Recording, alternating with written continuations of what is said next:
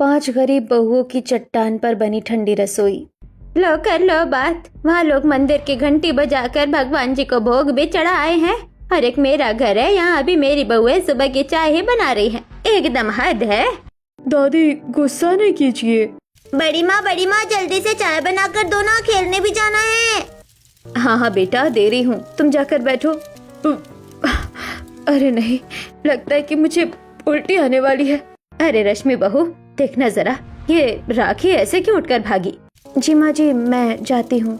माँ जी, शगुन भाभी कहाँ है, जरा देखना। सोना भाभी को चक्कर आ रहे हैं शायद। आ रही हूँ। माँ जी चक्कर आ रहा है। लो कर लो बात। सत्यानाश हो तुम लोगों का, ऐसे ही महाभारत से छेड़ देते हो।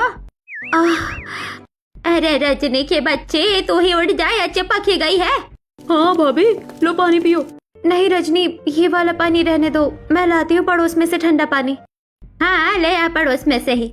कमला की बात को सुनकर शगुन पानी की बोतल लेने को चली गई। शगुन, सिया, राखी, रश्मि और सोना पांचों शारदा की बहुएं थीं, जो कि एक छोटे से घर में अपनी सास, ससुर, दादी सास, ननद और पति के साथ रहती थीं। गर्मी का मौसम था और ऐसे में गरीबी में गर्मी के दिन काटना किसी भी बहू के लिए आसान नहीं था। ऐसे ही आज भी हुआ। बहुत गर्मी की वजह से अपना संतुलन बहुएं खोने लगीं और उन सभी को उनकी सास शारदा ने बिठाया। चौथे बेटे की पत्नी शगुन पड़ोस की थोड़ी अमीर औरत सुषमा के घर से ठंडा पानी लेने को गई थी। सुषमा जी ठंडा पानी मिल जाएगा? हाँ हाँ मिल जाएगा। और अब तो तुम्हारी आंख पड़ गई है मेरे घर की फ्रिज पर। अब तो तुम घड़ी घड़ी आओगी ही पानी मांगने के लिए। ऐसी बात नहीं है सुषमा जी, हमारे घर में अभी ठंडे पानी की जरूरत है। मैंने आपको बताया तो था कि घर में भाभीियों की तबीयत खराब है, बस इसीलिए पानी लेने आई थी। ये ले, और अब दोबारा नहीं आना, भूल जाना कि मोहल्ले में किसी के घर में फ्रिज भी है। जी। शगुन सुषमा की बात को सुनकर बस पानी लेकर चुपचाप आ गई और बहुओं को ठंडा पानी पिलाया, जिसके बाद ज्यादा लोड लेकर काम करने की जरूरत नहीं है, गर्मी हो रही है, बस जैसे भी हो काम देर सवेरे वैसे ही कर लिया करो। अच्छा किसके ऊपर बात मार रही है, जरा बताना। माँ मैं किसी के ऊपर बात नहीं मार रही हूँ, मैं बस वो बात कह रही हूँ जो है। हाँ तो तू ही चढ़ाती है इन्हें गलत काम करने के लिए भी, फिर तेरी सुनकर इनके भी पंख निकल आते हैं। सुबह जब 12 बजे सोकर उठोगी तो घर के काम इत्मीनान से होंगे या फिर हबड़ दबड़ में? 12 बजे मैडम उठेंगी, उसके बाद चूल्हा जलेगा और चूल्हे की गर्मी निकलेगी भी नहीं, जो दोबारा से दोपहर का खाना बनाने के लिए चूल्हा जलाना पड़ जाएगा। ऐसे ही दोपहर की गर्मी निकलेगी नहीं कि शाम के लिए जलाना पड़ेगा। और तुम खुद को सोचती हो कि तुम बड़े ही हिसाब से चलने वाली हो। हाँ हाँ माँ जी हम समझ रहे हैं, आप चुप हो जाइए। आप भी देख रही हैं कि बहुओं की तबीयत सही नहीं है। माँ आपकी तबीयत खराब है? नहीं नहीं मेरी प्यारी सी गुड़िया, मैं तो एकदम सही हूँ। वो गर्मी हो रही है ना, इसलिए बस उल्टी सी आ गई थी, और कुछ बात नहीं है। तू बैठ, माँ जी मैं सभी का नाश्ता बनाती हूँ। हाँ। बहुएं एक एक करके सभी हिम्मत के साथ खड़ी हो गईं, जिसके बाद उन्होंने अपने अपने काम निपटाए। दोपहर को 3 बजे खाना बनकर निपटा और तभी ही बहुओं का चूल्हा भी बंद हुआ। पूरे मोहल्ले में बहुओं के घर और आसपास बेहिसाब गर्मी हो गई थी। ऐसे में ही पांचों बहुओं के पति खाना खाने को आए। बाप रे, मन में सोचकर तो ऐसा लग रहा था कि घर जाने के बाद कुछ ठंडक मिलेगी, लेकिन जैसे जैसे घर करीब आता जा रहा है ऐसा लग रहा है कि जैसे भट्टी करीब है। बेचारी बहुओं ने अभी अभी खाना बनाया होगा, कुछ नहीं कहना, बस शांति से घर में आ जाना। हाँ हाँ बाबा जानते हैं, वरना दादी तो घर को सिर पर उठा लेंगी। पांचों बहुओं के पति ऐसे ही बातें करते हुए अपने घर को आ रहे थे। वो घर के अंदर आए तो वहाँ बेहिसाब गर्मी थी, लेकिन किसी ने कुछ नहीं कहा, बस शांति के साथ खाना खा लिया। बस कमला ही थी जो कुछ न कुछ बहुओं को कहे जा रही थी। बताओ कहाँ के तरीके है ये? अब खाना बन रहा है दोपहर के 3 बजे, अभी घर ठंडा भी नहीं होगा कि 5 बजे फिर से चूल्हा जल जाएगा। हमारी तो जिंदगी ही दुश्वार हो गई है। बस करो ना दादी माँ, आप तो ऐसे करती हैं कि जैसे न जाने क्या हो गया है। सब कुछ आप भी तो देख रही हैं ना। बस करो दादी, गर्मी तो हो ही रही है। हाँ हाँ सब मुझे ही सुनाना जैसे कि मैं कुछ गलत कहती हूँ। हाँ हाँ माँ जी हम समझ गए हैं। बहुओं अगर अब कल से तुम देर से उठी ना तो मैं कसम खा रही हूँ कि तुम्हें घर से निकाल दूंगी। हाँ हाँ, अभी भी तुम मुझे सुना रही है, मैं सब जानती हूँ। तो माँ जी मैं क्या करूँ, सुबह होते ही आप सभी को अलपल बकना शुरू कर देती हैं। अब मैं ऐसे में बहुओं को ही तो समझाऊंगी ना। अरे अरे बस करो तुम लोग, ऐसे क्यों झगड़ रही हो?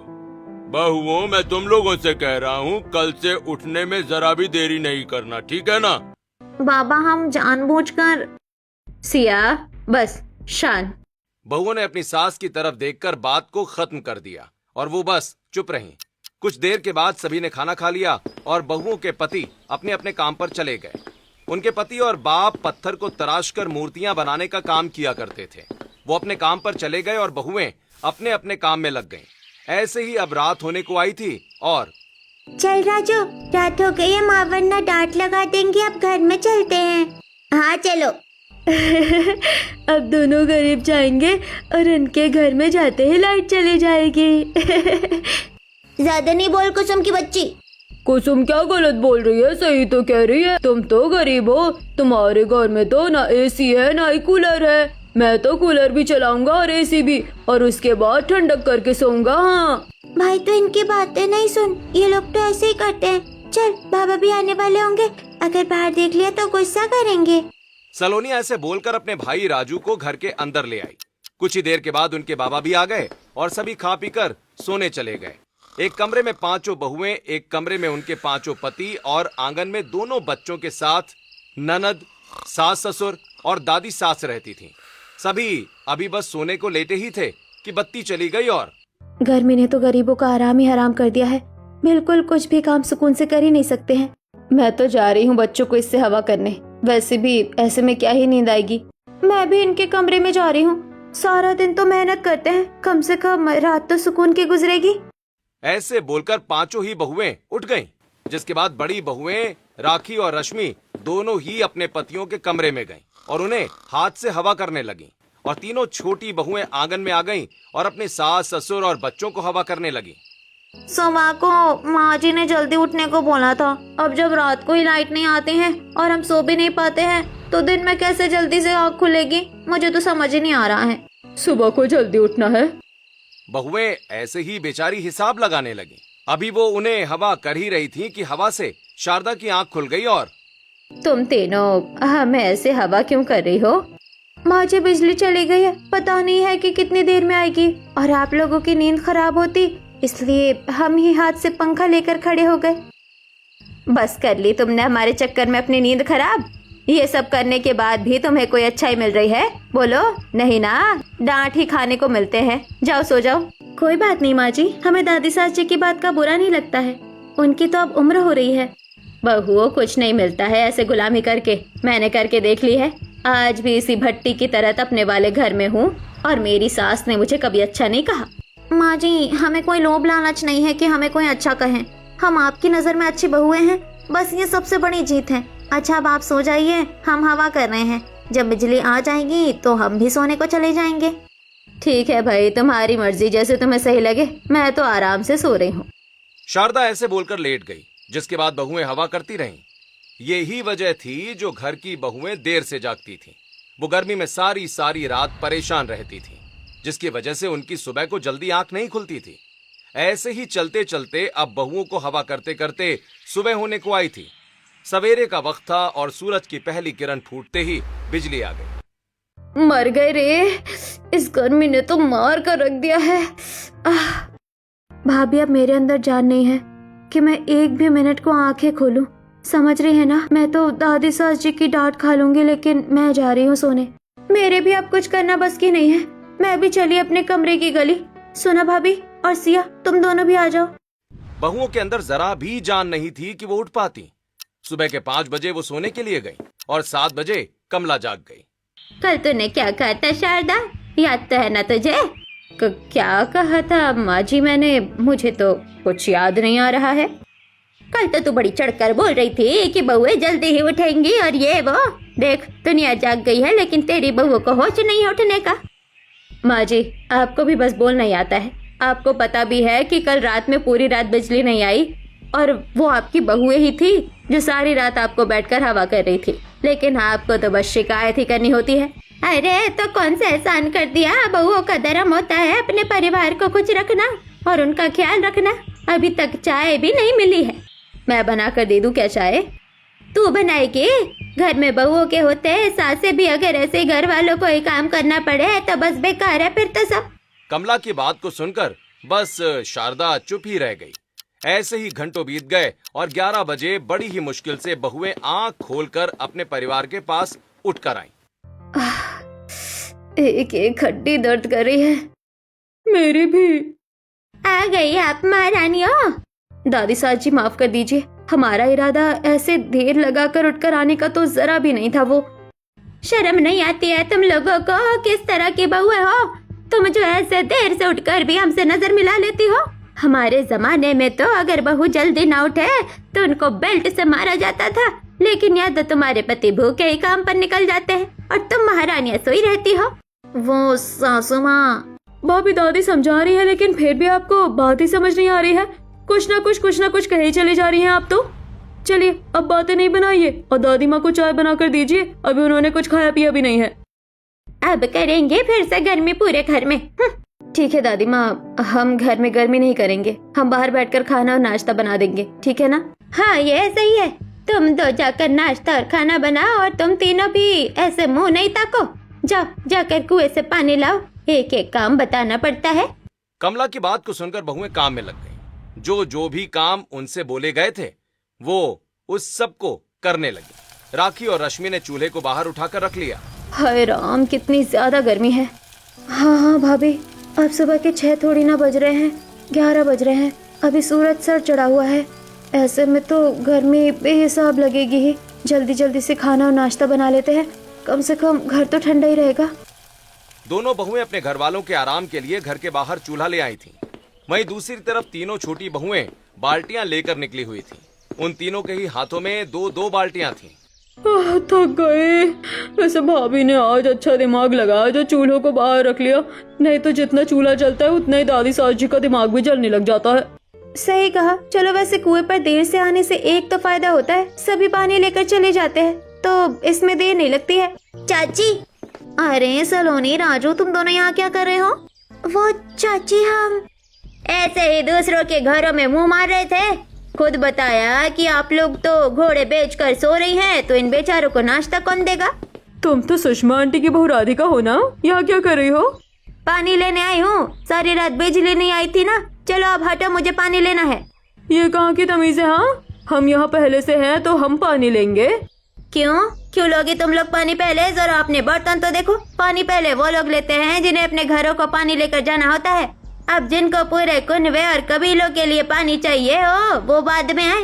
राधिका की बात को सुनकर गरीब बहुएं कुछ नहीं कर पाईं और अंत में उन्हें राधिका को ही पहले पानी लेने देना पड़ा। उसके बाद वो पानी लेकर घर पहुंची। सलोनी और राजू भी साथ ही थे। हम आ गए। हाय भाभी, आपको कितना पसीना आ रहा है, अंदर आओ। इतनी देर कैसे लग गई? पानी ही तो बस लाना था। ये गंगा नदी से पानी भरने गई थी इसलिए देर लगा दी है। नहीं दादू, वो सुषमा काकी है ना, उनकी बहू जो है राधिका, वो आ गई थी तो वो चाची से लड़ाई करके पहले पानी भर कर ले गई। सलोनी ने ये बात अपनी नादानी में बोल दी, लेकिन उसकी बात को सुनकर कमला का मूड खराब हो गया और जानती थी कि तुम्हारे अंदर जान के साथ साथ अकल भी नहीं है। देख रही है शारदा, उस एक बहू से मुंह की खा कर आ रही है तेरी बहुएं। माँ जी बस भी करो ना, मेरी बहुएं समझदार है। वो बेवजह ही बस बात खराब नहीं करना चाह रही होंगी और इसलिए उन्होंने उससे कुछ नहीं कहा। हटी सभी। अभी शारदा बहुओं की बात को अपनी सास को समझा ही रही थी कि तभी राखी बाहर से भागती हुई आई और वो सीधा बाथरूम में जाकर उल्टियां करने लगी।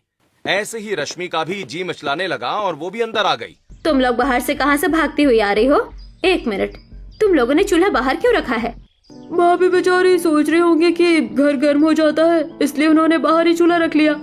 किसने कहा कि घर गर्म हो जाता है? तो बाहर खाना बनाओ। बाहर क्या बर्फ गिर रही है? बोलो, किसके ऊपर शक है तेरा? कमला की बात को शारदा ने इग्नोर किया, जिसके बाद वो अपनी बहुओं के पास चली गई और बहू, तुम चाहती हो कि मैं सोच सोच कर बीमार हो जाऊं? अगर चाहती हो तो तुम ऐसी हरकतें करो, नहीं तो ऐसा कुछ करने की जरूरत नहीं है। किसने कहा था तुमसे कि तुम बाहर जाके ये सब लगाओ? बोलो। दादी जी को कितनी दिक्कत होती है घर में जब चूल्हा जलता है, इसलिए बस किसी के बारे में सोचने की जरूरत नहीं है। जब गर्मी है तो है, अब कोई कुछ नहीं कर सकता है। अगर इतनी ही गर्मी लगती है तो तुम्हारी सासू माँ भी तो बाहर बैठ सकती है ना। वैसे भी इस घर में तुम्हें अच्छाई देने वाला कोई नहीं है, तो तुम खुद को यूँ परेशान नहीं किया करो। अगर कुछ करना है ना तो बस बेहया हो जाओ, किसी के बारे में नहीं सोचो। रात को बिजली आए कि नहीं आए, तुम आराम से बस अपना आराम देखो और सोती रहो, और सुबह को जल्दी उठ जाओ, समझ आया? बस अगर तुम इतना कर लोगी ना कि तुम जल्दी उठने लग जाओगी तो आधे काम आसान हो जाएंगे। शारदा ने ये बात हाथ जोड़कर बोली, जिसके बाद बहुओं ने भी सोच लिया था कि अब से वो सुबह जल्दी ही उठना शुरू करेंगी। दोपहर का वक्त था। ऐसे में सिया बोल पड़ी, ठीक है माँ जी, अगर सुबह को जल्दी उठना है तो हमें रात को जल्दी सोना ही तो पड़ेगा। चलिए हम बाहर से लकड़ी लेकर आ जाते हैं, जिसके बाद शाम को जल्दी से खाना बन जाएगा। अभी तो बहुत ज्यादा गर्मी है, शाम के वक्त चले जाना। माँ जी, शाम के वक्त अगर हम जाएंगे तो फिर खाना बनाने में देर हो जाएगी। ये बात भी ठीक है, तो सही है, तुम लोग जाओ, और हाँ, तीनों साथ जाना। चाची हम चलेंगे, हम भी जाएंगे आपके साथ। नहीं नहीं बच्चों, हम कोई घूमने की जगह थोड़ी ना जा रहे हैं, तुम यही रहो, बेहिसाब गर्मी है। दादी राजू, एक दूंगी ना कान के नीचे तो समझ आ जाएगा कि क्या करना है और क्या नहीं। यहाँ बैठो। सलोनी तू भी आ, चलो चाची को जाने दो। राखी और रश्मि ने अपने बच्चों को रोक लिया, जिसके बाद तीनों छोटी बहुएं लकड़ी लेने को चली गईं। वो लकड़ी लेने एक जंगल में गईं जहां एक चट्टान थी, और उस चट्टान के ऊपर से ही सभी लकड़ियां लाया करते थे। तो बहुएं भी वहां चली गईं और चट्टानी पत्थर की सीढ़ियां चढ़ते हुए वो ऊपर पहुंची। सोचने वाली बात है कि यहाँ इतनी लकड़ियाँ आ कहाँ से जाती है। जब भी आओ यहाँ इतनी अच्छी लकड़ियाँ हमेशा टूटी हुई मिलती है। हाँ भाभी, बस ऐसी हैं। काफी लकड़ियाँ हो गई, चलिए अब घर वापस चलते हैं। अरे सुनो, अपनी चप्पलें उतारो, इस चट्टान को देखो, ये कितना ज्यादा ठंडा है। बहुओं ने अपनी चप्पल उतारी, जिसके बाद उन्होंने ठंडी ठंडी चट्टान का मजा लिया। उसी चट्टान में एक छोटा सा मुख्खाला खुला हुआ था। बहुएं वहां गईं और सिया वहां बैठ गई। वाह कितनी ज्यादा ठंडक है, ऐसा लग रहा है कि जैसे एसी चल रहा हो, और वो भी बड़े वाले। वाह वाह वाह, मजा आ गया। भाभी आप भी बैठकर देखो। नहीं नहीं, मैं बैठ नहीं रही हूँ, और तुम लोग भी खड़ी हो जाओ, देर हो रही है दादी माँ फिर से, वरना फट जाएंगी। अरे अरे जानते हैं, लेकिन आप जरा बैठकर तो देखो, मजा आ रहा है। सिया की बात को सुनकर शगुन और सोना भी बैठ गईं, और पहाड़ी का पत्थर इतना ज्यादा ठंडा था कि वहां बैठकर उन्हें भी मजा आ गया। यहाँ तो सच में ही जादू है, जहाँ पूरा गांव गर्मी से तप रहा है, ये जगह एकदम ठंडी कैसे है? ये पत्थर है ना, इसलिए ठंडा है। चलो अब घर चलो। यहाँ से जाने का तो दिल ही नहीं कर रहा है, सच में। ऐसा नहीं हो सकता है कि हम लोग यहीं पर ही रह ले। भाभी मजाक नहीं करो, चलो भाभी, दिन ढलने वाला है, हमने यहाँ बड़ा वक्त लगा दिया है। बहुएं ऐसे बोलकर उठ गईं और घर आ गईं, लेकिन पहाड़ के बीच की ठंडक उनके तन मन में बस गई थी। वो उसी के बारे में सोचती रहीं, और आधी रात को जब सभी सो गए तो तीनों बहुओं ने इस बारे में अपने पतियों और भाभियों को बताया। क्या कहा? चट्टान के बीच में रसोई? अरे तुम लोग क्यों हमें मरवाने वाले काम कर रही हो? चट्टान को खोदकर उसमें रसोई बनानी है? हाँ, तुम लोगों को पता भी है ऐसा करने में पूरा दिन लग जाएगा, और दादी माँ और माँ को कैसे मनाओगी? नहीं नहीं, ये नहीं हो सकता है। सुबह होते ही हम लोगों को काम पर जाना होता है, और ये काम हम नहीं कर पाएंगे। सही कहा। ऐसा भी नहीं है कि ऐसा बिल्कुल हो ही नहीं सकता है। अगर आप लोग चाहें तो ऐसा भी हो सकता है। देखिए, थोड़ा सा हमारे आराम की तरफ को सोच लीजिए। हम लोग कुछ भी बहाना करके चलेंगे, लेकिन अगर वो चट्टान ठंडी है तो हमारी रसोई का जुगाड़ वहाँ करवा दीजिए ना। अपनी पत्नियों की जिद के आगे पांचों ही पति हार गए, जिसके बाद उन्होंने चट्टानों में उनकी रसोई बनाने के लिए हामी भर दी। ऐसे ही सुबह हुई और आज बहुएं जल्दी उठ गई थीं। आज कहाँ से सवेरा हुआ था जो ये चेहरे सुबह उठे हुए दिखाई दे गए? अरे माँ, कभी तो खुश हो जाया करो। हाँ, आज तो आपकी बहुओं ने आपके मन का काम किया है। मैं सभी के लिए नाश्ता बना देती हूँ, उसके बाद हम लोगों को दोपहर के खाने के लिए लकड़ियाँ लानी है। वैसे भी सवेरे से ही अगर खाना बन जाएगा तो घर ठंडा रहेगा। शगुन ने ऐसे बोलकर सभी को नाश्ता बनाकर दे दिया। उनके बच्चे अभी सो ही रहे थे कि पांचों बहुएं और उनके पति एक साथ घर से निकल गए। वैसे तो उनके पति घर से काम को बोलकर आए थे, लेकिन वो भी उनके साथ पहाड़ी पर आ ही गए। और कौन सी जगह थी तो जो काफी ठंडी थी? बताओ, मैं भी तो देखूं। ये वाली। अरे वाह, सच में ये तो सच है। ये जगह तो काफी ज्यादा ठंडी है। तो बताइए कि आप लोगों को इस जगह को अंदर की तरफ से खोदने में कितना वक्त लगेगा? अरे भाभी, इसको तो बस सीधा सीधा खोदना है, कुछ खास तराशना नहीं है। तो इसमें ज्यादा से ज्यादा 1 दिन, बस, उससे ज्यादा नहीं। इतना आसान नहीं समझो, ये चट्टान का पत्थर है, अंदर तक ठोस है, इतनी आसानी से नहीं खोदा जाएगा। लेकिन हाँ, हम पूरी कोशिश करेंगे। हाँ, पूरी कोशिश कीजिए, उसके बाद हम इसको सजाएंगे और ये हमारी ठंडी चट्टान वाली रसोई बनेगी। बहुओं ने खुशी खुशी अपने पतियों को सब बता दिया, जिसके बाद राम, यमन, तरुण, ऋषि और रितेश पांचों ही पहाड़ खोदने में लग गए। बहुओं ने भी काफी देर उनका काम में हाथ बटाया और उसके बाद वो लकड़ियां लेकर घर को आ गई। रजनी, तेरी भाभी नहीं आई है अभी? नहीं, अभी तो नहीं आई है, हो सकता है कि बस आने ही वाली हो। आ गई है दादी। जरा इनसे पूछना कि पेड़ को उगाकर उसकी लकड़ी को काट कर लाई है क्या ये? भाभी, कुछ ज्यादा ही देर नहीं लग गई आपको ये लकड़ियाँ लाने में? हाँ, पहाड़ पर से लकड़ियाँ ढूंढना आसान तो नहीं है ना, तो देर सवेरे हो ही जाती है। चलो हम खाना बनाते हैं। मैं जानता हूँ कि आप बहुत ही अच्छी जगह पर लकड़ियाँ लेने को जाती हैं। मैं अगली बार से नहीं रुकूंगा, मैं भी आपके साथ ही जाऊंगा, चाहे आप कितना ही मना कर ले। राजू की बात का किसी ने कोई जवाब नहीं दिया। ऐसे ही शाम हो गई और बहुओं के पति पूरी जगह को खोदकर घर आ गए, लेकिन किसी को पता नहीं था कि उनके दिमाग में क्या चल रहा है। सभी ने शाम को खाना खाया और सभी के सो जाने के बाद बहुएं बोली, ऋषि जी, चलिए हम सभी के साथ पहाड़ पर चलिए। चट्टान पर? लेकिन किस लिए? हम रसोई का सामान रखने को जा रहे हैं, चारों भाभियाँ और भैया भी वहाँ ही है, चलिए। शगुन ऋषि को लेकर निकल आई, जिसके बाद ऋषि और शगुन को साथ लेकर चारों बहुएं और उनके पति चट्टान पर चले गए और वहां जाकर उन लोगों ने अपनी रसोई के सामान को टॉर्च की मदद से सेट करना शुरू कर दिया। वो लोग बर्तन साथ लाए थे। आय हाय, कितनी अच्छी ठंडक हो रही है। मैं तो सामान लाकर यही सो रही हूँ, सुबह को सभी को ले आएंगे। सच में ऐसा लग रहा है कि जैसे एसी चल रहे हो। सो जाओ भाइयों, सुबह को सभी को यहाँ लाकर खुश कर देंगे। पांचों बहुएं और उनके पति वहीं ठंडी चट्टानी रसोई में ही सो गए और सुबह की पहली किरण फूटते ही बहुएं घर आ गईं। अभी कोई नहीं जागा था।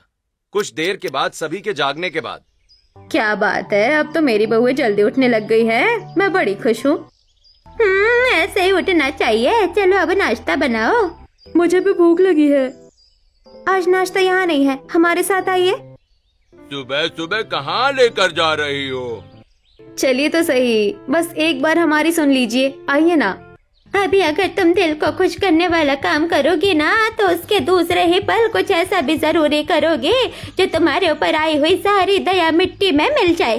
कहाँ लेकर जाना है तुम्हें? आइए तो सही। बहुओं ने अपने घर वालों को बताया तक नहीं और वो उन्हें लेकर निकल गईं। अरे कमला जी, पूरा परिवार सुबह सुबह कहाँ जा रहा है? किसी काम से जा रहे हैं। अच्छा। सुषमा से ऐसे बोलकर सभी आगे को आ गए और कुछ ही दूरी पर चट्टान थी तो वो उस पर चढ़ने लगे। क्या परेशानी है? पता नहीं कहाँ लेकर जा रही है, मेरा तो सांस टूट रहा है। बस आइए, अभी हम पहुँच ही गए। चाची, हम शेर की गुफा में जा रहे हैं क्या? बच्चे ऐसे ही मासूम सवाल कर रहे थे तो वहीं बहुएं अपनी दादी सास की बकबक सुनते हुए आ रही थी। ऐसे ही डांटते हुए कमला ऊपर आई और टड़ा! ये क्या है बहू? ये है हमारी चट्टान की ठंडी रसोई। हम यहाँ सभी को इसलिए लाए क्योंकि ये बहुत ही ज्यादा ठंडी है और आप लोगों को यहाँ आने के बाद गर्मी का एहसास नहीं होगा। सच में माँ, बड़ा ही ठंडा है। कितना सुकून है यहाँ। माँ, यहाँ पर तो नाव में गमोरियाँ भी नहीं होंगी। आपको भी ये जगह पसंद तो आ गई है ना? चलिए अब आप सभी बैठ जाइए, हम आपको नाश्ता बनाकर खिलाते हैं। बहुओं ने सभी को बिठाया। पत्थर एकदम ठंडा था। सभी आराम से बैठ गए और उन्होंने उन्हें चट्टान के ऊपर नाश्ता बना कर दिया। भाई, अगर ऐसी ठंडक में खाने को मिलेगा तो मैं तो 2 रोटी फालतू खा जाऊंगा। तो खाइए ना बाबा, रोका किसने है, खाइए। इस ठंडक को तो मैं तरस गई थी सच में। बहुओं ने सभी का मन खुश कर दिया था।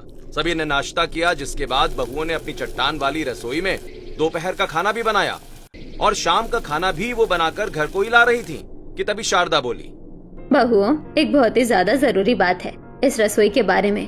तुम किसी को नहीं बताना, क्योंकि जिस चीज के बारे में लोग जान जाते हैं ना, उसको बिगाड़ते हैं। तो अपने आराम के लिए अगर ये सब राज राज ही रहे ना तो ही अच्छे है। ये कही ना तूने समझदारी के बाद। बहू अपनी सास की बात को अच्छे से समझकर गांठ बांध लेना, इसके बारे में किसी को नहीं बताना है। जी माँ जी, हम समझ गए। जी माँ जी, हम समझ गए। जी माँ जी, हम समझ गए। बहुओं ने सोच लिया था कि वो अपनी चट्टानी ठंडी रसोई के बारे में किसी को नहीं बताएंगी।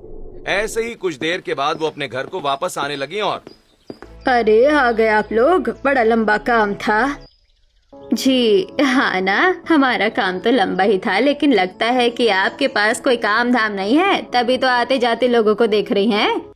अरे बड़े ही सीक्रेट काम हो रहे हैं आपके तो, जो जरा सा बोलने पर ही बुरा मान रही हैं। क्या है, बिना बात इधर उधर सर मारने की गंदी आदत लगी हुई है तुझे? जा अपने काम से काम रख, समझ आया? विमला की बात को सुनकर सुषमा अपने घर के अंदर चली गई, लेकिन अब वो ठान चुकी थी कि वो जान कर रहेगी कि शारदा का परिवार पूरे दिन आखिर था कहाँ। ऐसे ही दिन गुजरने लगे और हर रोज अब शारदा का पूरा परिवार सुबह सुबह ही चट्टानी रसोई में चला जाता था और वहां से वो शाम का खाना बनाकर लौटते थे, जिसकी वजह से उनका घर भी ठंडा ही रहता था। ऐसे ही आज के दिन भी वो अपनी चट्टान की रसोई में ही थे। अरे बहू देख तो लो, तुम्हारे पति आए नहीं है, अभी भूख लगी है, दोपहर हो गई है। दादी जी आप क्यों इंतजार कर रही हैं? कोई आए ही नहीं आए, आप आराम से खाना खाइए, ये लीजिए। ठीक ही कहती हो बहू, किसी से मुझे क्या, मैं तो खा रही हूँ। कमला ने खाना खा लिया और कुछ देर के बाद उसके पांचों पोते भी काम से आ गए, तो फिर उन्होंने भी खाना खा लिया। एक तरफ गरीब परिवार अपने आराम में गुम था, तो दूसरी तरफ उन्हें अंदाजा भी नहीं था कि गांव में क्या चल रहा था। सुधा और शालिनी जी, आपको पता भी है वो सुजाता जी का परिवार नहीं है। मैंने उन्हें कहीं जाते हुए देखा, आंखों में उनके एक अजीब सी चालाकी थी। मुझे तो लगता है कि वो लोग कुछ चोरी वोरी या बड़ा हाथ मारने की फिराक में ना हो। है सच में? फिर तो नजर रखनी पड़ेगी, ऐसे गरीबों को पता नहीं है कि कब धोखा दे जाए। शालिनी और सुधा सुषमा की बातों में आ गईं और अब उन्होंने सोच लिया था कि कल वो गरीब परिवार का पीछा करके ये पता लगाएंगी कि आखिर उनके यहाँ चल क्या रहा है। ऐसे ही अगला दिन भी आ गया और जब गरीब परिवार सुबह के वक्त चट्टान पर गया तो सुषमा के साथ गांव वाले उनका पीछा करने लगे और मुझे ऐसा क्यों लग रहा है जैसे कोई हमारे पीछे था, शायद मेरा वहम होगा। क्या बात है, यहाँ आने के बाद ही ठंडक मिलती है। अच्छा, तो तुम लोग यहाँ आते हो? हाँ, कौन है? सभी घर वालों ने हैरानी से पीछे देखा, जिसके बाद क्या प्लान बना रहे हो तुम लोग? हाँ बताओ, किस चीज में फंसवाना चाहते हो गांव वालों को? हाँ बोलो। आप लोग ये क्या बोल रहे हैं? अब तुम्हारा झूठ पकड़ा गया। चलो गांव वालों, निकाल दो इन्हें यहाँ से। कोई आगे नहीं आएगा। क्या बात है, हम मिलकर सुलझाते हैं ना, आप लोग गुस्सा क्यों कर रहे हैं? बस बस, ये भोले बनने का नाटक बंद करो। हमें अच्छी तरह पता है कि तुम लोग यहाँ क्या करने वाले हो। पूरे गांव में चोरी करके सामान यही छिपाते हो। सुषमा जी ने तुम्हारी एक एक करतूत हमारे सामने खोल कर रख दी है। अब बचने की कोई कोशिश मत करना। हाँ बोलो, कहाँ है गांव वालों के गहने? सामान चुराना, गहने? क्या आप लोग क्या बोल रहे हैं? ये तो हमारी रसोई है, क्योंकि यहाँ ठंडक है। रश्मि की बात को सुनकर सभी चौंक गए और जब सभी ने वहां तलाशी ली तो वहां रसोई के सामान के सिवा कुछ नहीं मिला, जिससे कि गांव वाले समझ गए कि सुषमा ने उन सभी का पागल बनाया है। भाइयों और बहनों, ये सुषमा अच्छी औरत नहीं है। इसने आपसे झूठ बोला क्योंकि ये चाहती होगी कि ये इसके ऊपर अकेले कब्जा कर ले। इसीलिए इसे यहाँ से भगाइए। और ये जगह इतनी ठंडी है, यहाँ तो आप लोग भी रसोई बना सकते हैं। इससे हमारे घर गर्म नहीं होंगे। क्या सच? गांव वालों को शारदा की बात समझ आ गई, जिसके बाद उन्होंने सुषमा को भगा दिया। अब सुषमा समझ गई थी कि वो कुछ नहीं कर सकती है, जिससे कि उसने हार भी मान ली। उसके बाद चट्टान पर कुछ और रसोइयां बनी और गांव के गरीब लोग वहां आकर ही खाना बनाते थे। सभी ने अपनी रसोइयों को पौधों से सजाया और अब सब ठीक हो गया था। दोस्तों, आपकी रसोई ठंडी रहती है या गर्म? और गर्मी में आप अपनी रसोई को ठंडा रखने के लिए क्या जुगाड़ लगाते हैं? हमें कमेंट करके जरूर बताइए।